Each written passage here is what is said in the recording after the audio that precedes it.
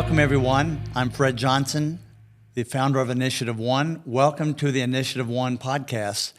Today, we're going to be with my friend and special guest, Joel Mckeefry. And Joel's going to be talking to us about part of his leadership journey over the last couple of years. At InitiativeOne, we have leaders from all walks of life, from all kinds of areas of responsibility. And what we look for and who we really pour ourselves into are those folks who are hungry to make an impact, those folks who want to be difference makers in their worlds. And Joel is one of those people. I've been watching him closely now for about 2 years. And he's one of those people that when you walk into a room, Joel, the energy shifts. You are one of those people who makes people feel like they're the only person in the room when you're talking with them. That's the gift of charisma. And it's a gift that you really can't teach, and it's got to come from the heart and sincerely caring and wanting to be respectful and kind to people. And yet, when I first met you, I think you were kind of forced to come to one of the leadership processes from your company, Global Recognition here in Green Bay, which is an outstanding organization that specializes in any kind of awards or recognition, kind of whether it's plaques or trophies or anything that brings recognition to someone who has done something well. And you are one of the key players in the business development, the growth of the company. And if I were to describe, and you and I were talking about it before we started, I would describe you 2 years ago kind of in a stuck place. And yet today, it is obvious that you are not stuck in any way. I see you growing like crazy. There's a burning hunger in you to continue to improve and develop and to make a difference in the lives of other people. So what I want to talk about are three things today. What did being stuck look like? What was it that caused you to begin to say, you know what, I'm in a place I don't want to be, and I want to get out of here?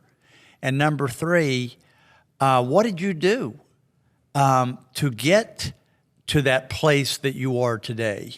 And so, welcome, and it is great to see you, man. Sure, thank you. Yeah, first, thanks for having me.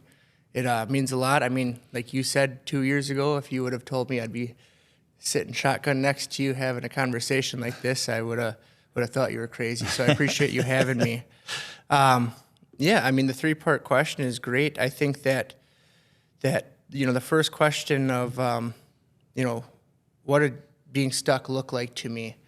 I think that it started out being more, I didn't know I was stuck, and that's an issue of being stuck is when you don't know that you are, And, I started my life by going after everything that humanity told me I needed to have, the car, the wife, the fancy house, all the gadgets, And I quickly realized over the last couple of years here that all that stuff was a facade of happiness. It wasn't until I truly started giving a true love to others, and more importantly, a true love to myself before I could start pouring that on to others, So for the stuck, I think that once I started to realize that I was stuck, because no matter how far I would go into a journey, it was a circle. And what was happening was I would start, feeling that things were coming along or getting better, but then it would quickly end back up at where I started. And I wondered, why do I keep ending up at the starting line and not the finish line? And the same pattern keeps evolving. Right, yeah. We often, when we deal with folks that were in the place where you were, they're often the folks that don't think that they need any kind of help or knowledge or wisdom from anybody. Would that be a fair statement? You're smiling. What are you smiling about? Yeah, I mean, I think that you couldn't have described me any better. I think that at the end of the day, I knew everything I needed to know, and you weren't going to teach me anything new. I think it wasn't until, to be honest, it wasn't until accepting God into my life that I started looking outside of Joel and realizing that I need others. I need others in my life to get me unstuck, and that actually moves me into the second question you had of getting unstuck. And I think that, between my faith, but then also my friends and what my church refers to as the core five, it's like-minded guys that are willing to grab your hand when your feet are stuck in the thick mud, and they pull you out and keep moving you forward on your journey because they have an invested value on you moving forward, in which you repay them, not monetarily, but in the future when they get stuck, by giving the same pull that they need. But ironically, what you're describing is you knew that you needed to surround yourself with some people who would tell you the truth about yourself. But you don't do that until you come to a recognition that I need someone in my life to tell me the truth about myself so I can continue to improve. So that tells me it's you made a decision to I've got to start thinking differently. I've got to start behaving differently. I want to go in a new direction in my life. What led to that place of saying, I want to get unstuck? I think that there was a good connection between when I first started InitiativeOne. I was going through another simultaneous course at my church. And these courses, they were telling me the same thing, that I had to start looking at the man in the mirror and understanding myself before I could really understand others. And it was events like your think tank. It was courses with Regina. It was courses with my church that I took that slowed me down to start looking, at traumas in my past that were preventing me from moving forward. Isn't it interesting how one of the ways that we're often stuck is we fill our lives with such busyness and action and activity that we don't have to stop and reflect. Because if I did stop and reflect, I would feel some discomfort. And so it's interesting to me that you're describing that you made a deliberate decision to begin to shed some things in your life to give you the bandwidth for you to be able to reflect on yourself, not in a narcissistic way, but to reflect on yourself and how can I become better? How can I maximize the gifts I've been given, the talents? Can you describe that? Yeah, absolutely. You used the word discomfort, and as of late, I believe that comfort in my life could be another word for anchor. It's something that's holding me down, holding me from moving forward by just living in that comfort, where I've realized that by getting out of that comfort level, by stepping out of that the opportunity that the world has to offer so much more joy and peace it's there, right, for the taking. I think that for so long I tried to ignore the process, and now I'm living in the process, which is changing how I'm looking at life. I'm even in my lows, I'm finding joy, because then in my highs I find overjoy. And I think that getting out of my own way, listening to that core five, listening to mentors like you, it allowed me to understand that change needed to happen if I wanted that more. If I wanted growth, if I wanted to keep moving forward, then I needed to change myself. It was taking responsibility upon myself to make that change. Other people aren't going to make that change for me. People can help me and guide me along the way, but ultimately it's me that needed to make that change. So getting out of that stuck place really requires a commitment. It requires a deliberately owned commitment to yourself that I want to change the reality of where I am right now. And I'm hearing you made that commitment. And so you've described some of the things that you did to begin to create the momentum of growth right now that's flourishing in your life.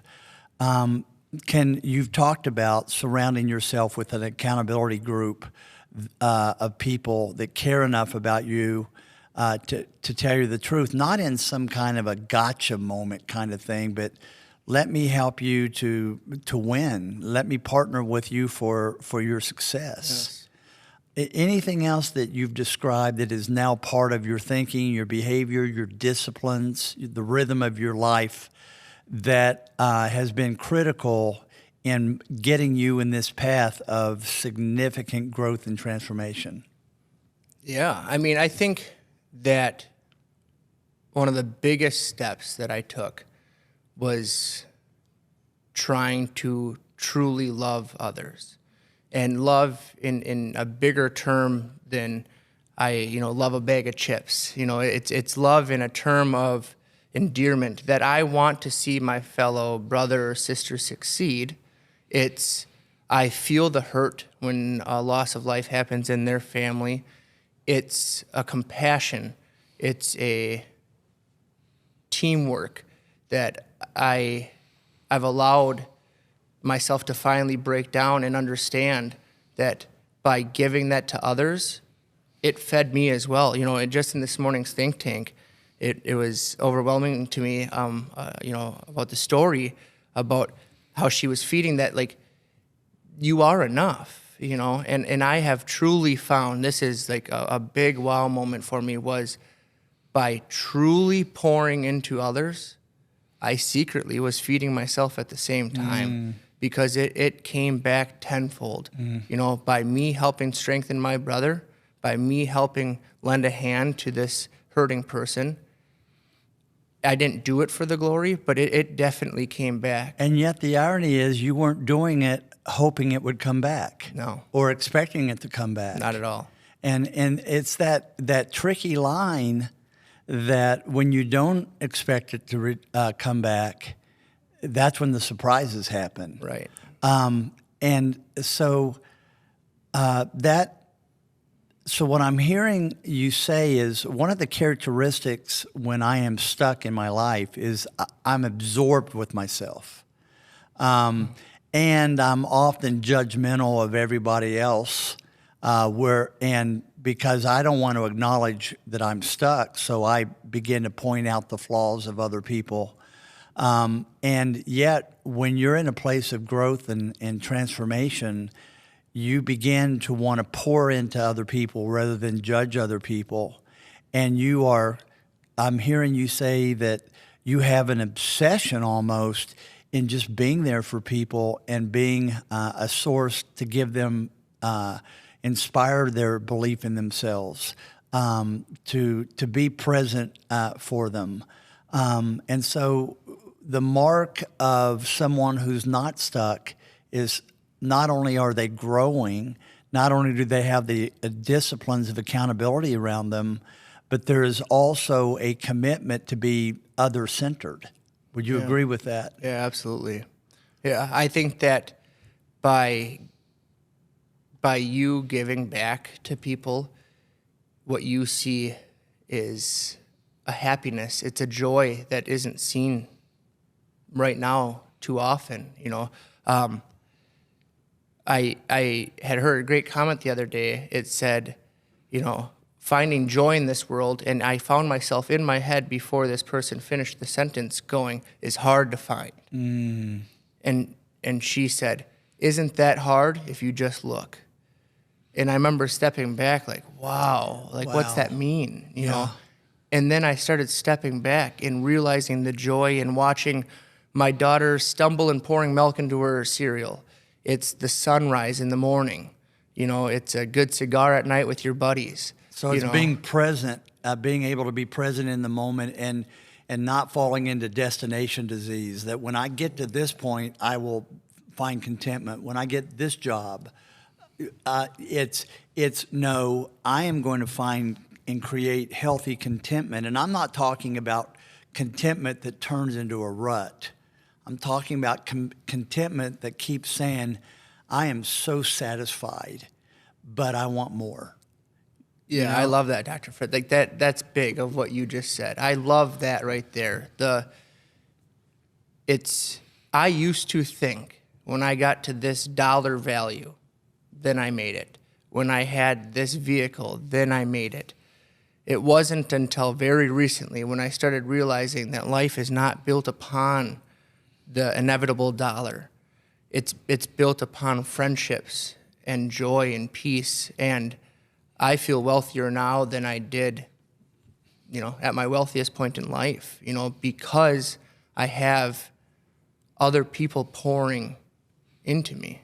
You know, it allowed me to just open up and just become true and real. And I didn't have to hide behind a facade of fakeness in attempts to glorify this false Or to idea. impress other people. Right. So you can be impressed with yourself. Right. Yeah. I just allowed myself to be vulnerable and live in humility. And I found that out of those two things came peace. Well, I've got to tell you, I've been, as I said earlier, I've been watching you for a couple of years, and I am so appreciative and inspired by watching you.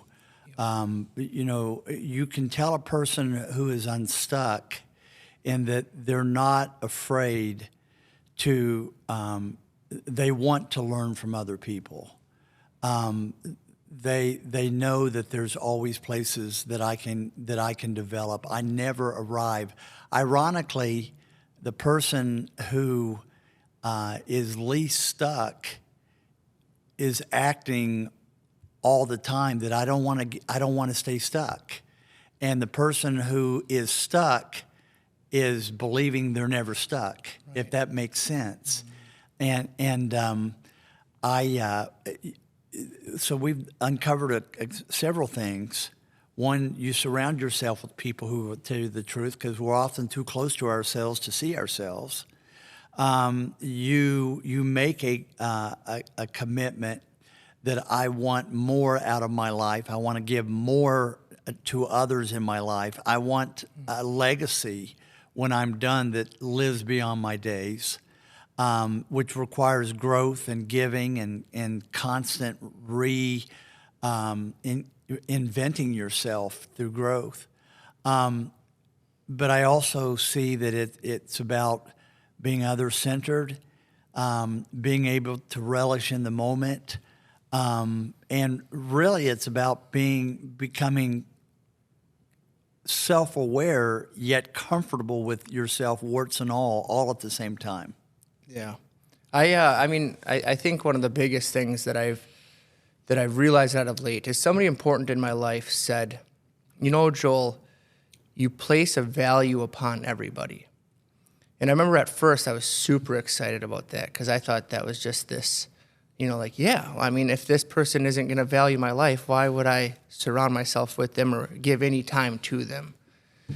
But by changing my view on how I looked at life, I shared this in a quarterly check-in a couple of weeks ago with my class, was I've started living in the 1%. And what I mean by that is instead of trying to find a value in everybody, I started trying to find 1% of something that I could take from every person that I come in contact with.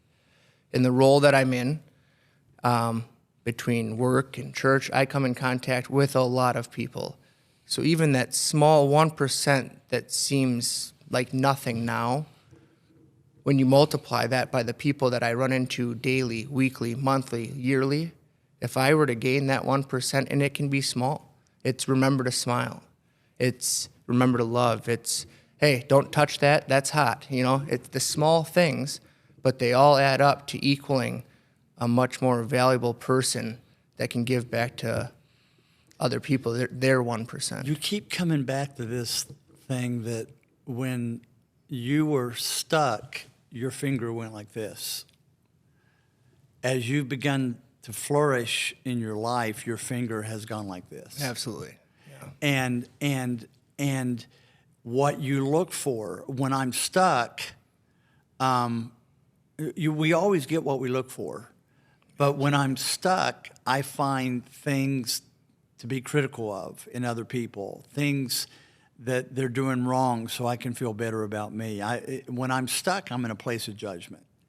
But when I'm growing, I am now making a decision to look for that which is positive and helpful in other people, not from a place of judgment, but from a place of we all bring value. And when, even though you're looking for 1%, the biggest benefit of that is that looking for the 1% all the time, you're seeing value in other people all the time. And so one judges people when I'm stuck. When I'm flourishing, I value people. I don't judge people. Does that make sense? Absolutely, yeah. Well, I'll tell you, it's obvious that I love your wisdom. I love the things that you're doing in your life. And here's what happens. Whenever you walk into this building, you're rarely by yourself. You know, you're always bringing someone with you. Right. And leadership for the sake of leading myself is not enough. Leadership where I can lead myself so that I can lead and pour into others is servanthood. And I see that in your life. And I want to say to you, thanks for doing the hard work that you've been doing. It is hard work. Yeah. And it's not a linear journey, is it? No. And I mean, I thank you for, your kind words, and I thank you for lending a chance of inspiration as well. I think that when people are willing to be vulnerable, when people are willing to be out there and let air things out, I think that it gives inspiration to others to want to grow more.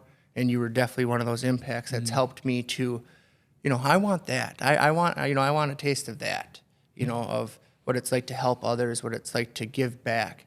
And I think that you're a great inspiration for that. Well, thank you. And I'm so glad that you ran into the InitiativeOne family and that it's been mutual. You've given to us as much as we've given to you, which is we call a partnership. Awesome. Thank you. Well, I want to say to each of you, thanks for taking the time to zone in here with us. I think it's pretty obvious why Joel has this attractiveness to him, that he pulls people to him. He doesn't push people away from him, which is the difference between a leader and someone who's not a leader. And so let me ask you a couple things that I would ask you to do or to consider doing. One, hit the like button. Number two, we'd love to see you at our think tanks. We do this once a Friday each month. You'll need to go to our website at InitiativeOne.com to see what the schedule of our next think tank is. I believe it's December the 8th. I'm going to be talking about when you lower drama, you gain in focus and effectiveness. When you have too much drama, you're always needing more people. So we're going to talk about how do you reduce drama, what's the powerful impact of a drama-free zone in your organization, and we look forward to having you with us. And Joel, I want to say again, thanks for the inspiration that you are, and just keep up the tremendous work. Thank you. Will do. I want to say to each of you again, thank you, and have a terrific week.